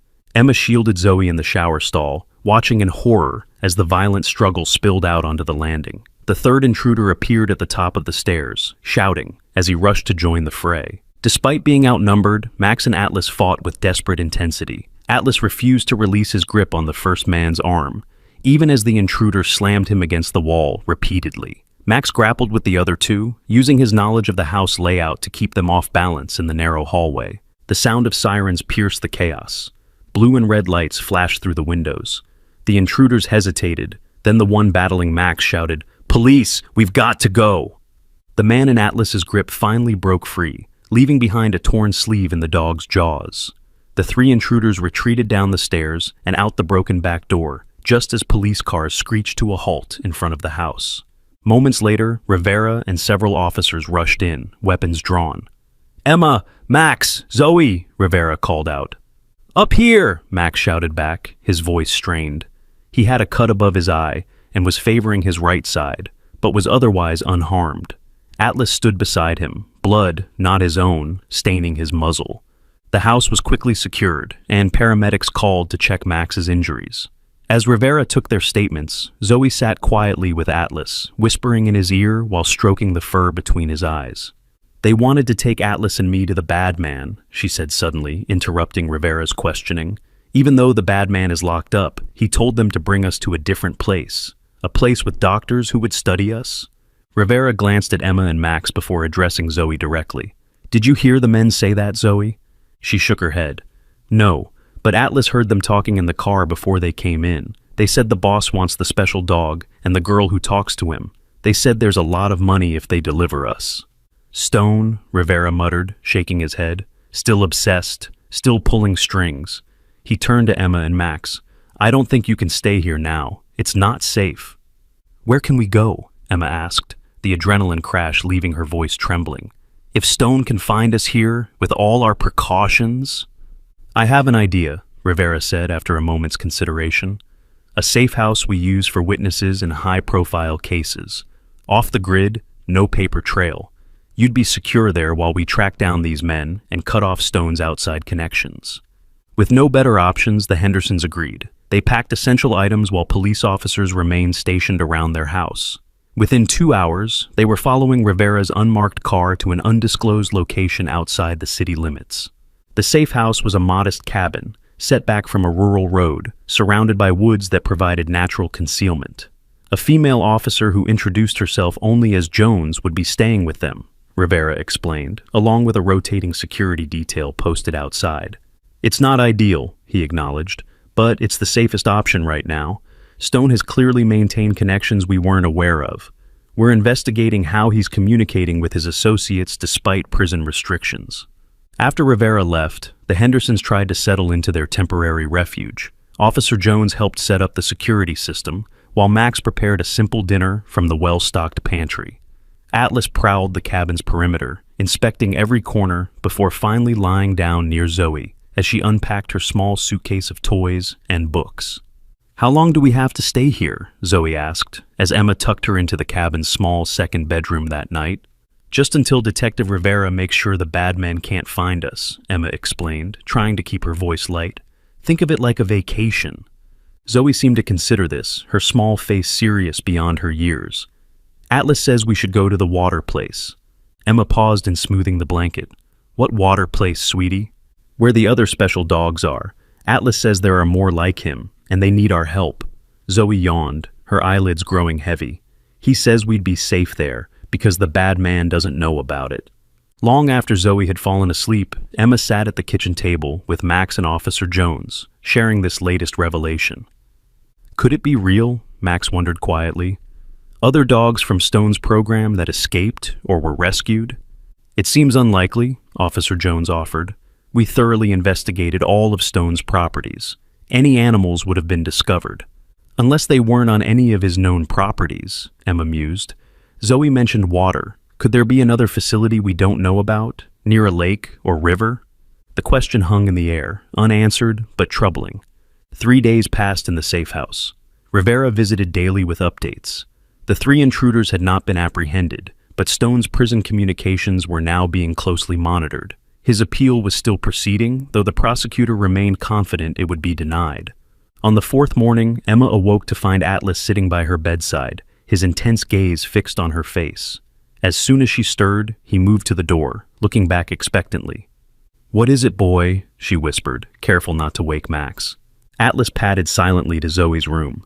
Inside, Emma found her daughter already awake and dressed, sitting cross-legged on the bed. "We need to go, Mommy," Zoe said without preamble. "The other dogs are in danger. The bad doctor found them." A chill ran through Emma. "What bad doctor, Zoe? Dr. Garrett?" Zoe shook her head. "The new one, the one who works for the bad man now. Atlas says we have to hurry." Emma was about to dismiss this as a child's imagination when she noticed Atlas's behavior, his tense posture, the way he kept moving between Zoe and the door, his obvious agitation. "Where are these other dogs, Zoe? Can you tell me?" Zoe closed her eyes, as if listening to something only she could hear. "By the big water, in the old stone house with the blue roof. Atlas knows the way." Against all rational judgment, Emma found herself considering the possibility. Could there really be other dogs from Stone's program, hidden away somewhere? And if Stone had found them, what would happen to them? She woke Max and explained Zoe's urgent message. His initial skepticism gradually gave way to consideration as they discussed the possibilities. Even if it's real, he pointed out, we can't just leave a secure location based on what Atlas supposedly told Zoe. We should tell Rivera, let him investigate. But what if there's no time? Emma countered. What if these dogs are in immediate danger? Officer Jones, overhearing their conversation, entered the kitchen with a concerned expression. I need to advise against any departure from the safe house, she said firmly. Your family's safety is my priority. The debate continued until Zoe appeared in the doorway, Atlas at her side. Please, she said simply, her blue eyes wide and serious. They need us now. Something in her daughter's expression made Emma's decision. We're going, she announced. Officer Jones, you can come with us or report us missing, but we're leaving in 10 minutes. To Emma's surprise, after a brief internal struggle, Jones nodded. I'll come with you, but I'm calling for backup to follow us, and I drive. Within the hour, they were in Jones's unmarked car, with Atlas in the back seat between Emma and Zoe. Max sat up front, following Zoe's directions relayed through Emma. Turn left at the next road, Emma instructed as Atlas nudged Zoe, who nodded in confirmation. Then look for a dirt track near a big oak tree. The directions led them deeper into the countryside, eventually bringing them to a narrow road that wound alongside a large lake. There, partially hidden by overgrown vegetation, stood an old stone house with a faded blue roof, exactly as Zoe had described. That's it, Zoe whispered, her face pressed against the window. That's where the other special dogs are. Officer Jones parked a discreet distance away and called for backup before cautiously approaching the property with Emma and Max. Atlas and Zoe remained in the locked car, despite Zoe's protests. The stone house appeared abandoned at first glance, weathered, with several broken windows and an overgrown yard. But as they drew closer, Emma noticed fresh tire tracks in the mud and what looked like recent footprints leading to the door. Someone's been here, Jones murmured, her hand moving to her holstered weapon. Recently. Before they could decide on their next move, a sound reached them. The unmistakable whimpering of dogs in distress, coming from somewhere behind the house. What they discovered there would haunt Emma for years to come. A dilapidated boathouse extended from the back of the property into the lake. Inside, in cages stacked along the walls, were 7 dogs of various breeds, all bearing the distinctive scarring patterns of Stone's fighting dogs. In the center of the space, a man in a white coat was preparing an injection for a German Shepherd puppy that could have been Atlas's younger twin. Officer Jones drew her weapon. Police! Freeze! The man spun around, shock evident on his face. Behind him, Emma could see scientific equipment, computers, and medical supplies, a makeshift laboratory hidden in this remote location. Step away from the animal, Jones ordered, her weapon steady. Hands where I can see them. The man complied, slowly raising his hands. This is a legitimate research facility, he began, his voice smooth and practiced. I'm Dr. Webb, conducting behavioral studies for a private foundation. Save it, Jones replied coldly. We know about Stone's operation. At the mention of Stone, the man's composure cracked slightly. He glanced toward a side door, clearly contemplating escape. Before he could move, the sound of approaching sirens reached them, Rivera's backup arriving. Within the hour, the boathouse lab was swarming with police and animal control officers. Dr. Webb was in custody, and veterinarians were examining the rescued dogs. Rivera arrived, taking in the scene with a mixture of satisfaction and concern. We've been looking for Stone's remaining research for months, he told Emma and Max. How on earth did you find this place? Emma glanced at Zoe, who sat in the grass nearby with Atlas, watching the rescue operations with solemn intensity. Let's just say we had a reliable tip, she answered. Later, as the last of the dogs was loaded into an animal control van for transport to a proper veterinary facility, Zoe approached her parents with Atlas by her side. Atlas is happy, she announced. He says thank you for believing us.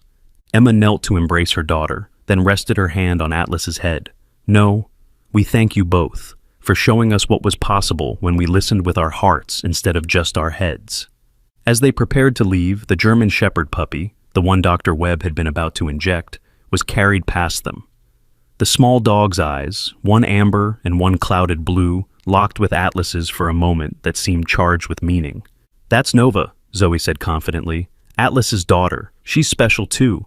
She needs someone to hear her." Emma and Max exchanged glances, a silent understanding passing between them. Their family's extraordinary journey wasn't ending today. It was just beginning.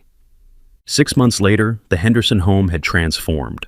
With Stone's network dismantled and his appeal denied, they had returned to a life that looked normal from the outside but was extraordinary within. Atlas had been joined by Nova, the German Shepherd puppy from the boathouse, who was indeed proving to be special in her own developing ways. More remarkably, through Rivera's connections, they had been introduced to 2 other families with similar experiences, children who claimed to communicate with dogs rescued from Stone's operation. Together, they had formed a discreet support network, sharing their experiences and helping each other navigate their unusual circumstances. On a warm spring afternoon, Emma watched from the patio as Zoe, now nearly 6, played in the backyard with Atlas and Nova. The bond between them was visible even to the most skeptical observer. The way the dogs anticipated Zoe's movements, the silent communications that passed between them, the absolute trust on all sides. Max joined her, wrapping an arm around her shoulders. "Still think we're crazy for believing in all this?" he asked with a slight smile. Emma leaned into him, watching as Zoe whispered something to Atlas that made the dog's tail wag with apparent amusement. "Sometimes," she admitted, "but then I remember that night in the motel when Atlas showed me." She didn't need to finish. They both recalled the moment when Emma had finally experienced for herself the faintest echo of what Zoe shared with Atlas. That impossible connection that transcended known science but couldn't be denied. "Dr. Lisa says Nova will be ready for therapy dog training next month," Max commented, changing the subject. "Think she'll be as good as her dad?" Emma smiled. "Better, maybe. Zoe says she's more tuned into people's feelings. Atlas is the protector, but Nova's the healer." As they watched, Zoe looked up suddenly, as if hearing someone call her name. Both dogs turned in the same direction, ears alert. "Someone's coming!" Zoe called out. "It's Detective Rivera! Atlas says he has news!" Sure enough, moments later, Rivera's car appeared in the driveway. He approached with a smile and a manila envelope. "Final paperwork on the Stone case," he announced, handing the envelope to Max. "Thought you'd want to see it officially closed." As the adults talked, Zoe sat between Atlas and Nova, one hand on each dog's head. Her expression was serene but knowing, as if she was privy to a wonderful secret that the rest of the world was only beginning to discover. The story of the little girl who stood up to protect one special dog had come full circle. Now that dog, and others like him, were protecting her in return, forming a bond that would change not just their lives, but perhaps the way humans and animals might communicate in the future. The truth was there for those willing to listen with their hearts, that sometimes the most extraordinary connections come in the most unexpected packages. If you've ever looked into your pet's eyes and felt they truly understood you, maybe they did. Like, share, and subscribe if you believe animals have more to tell us than we ever imagined. And tell us in the comments, what's the bravest thing you've ever seen a child or animal do to protect someone they loved?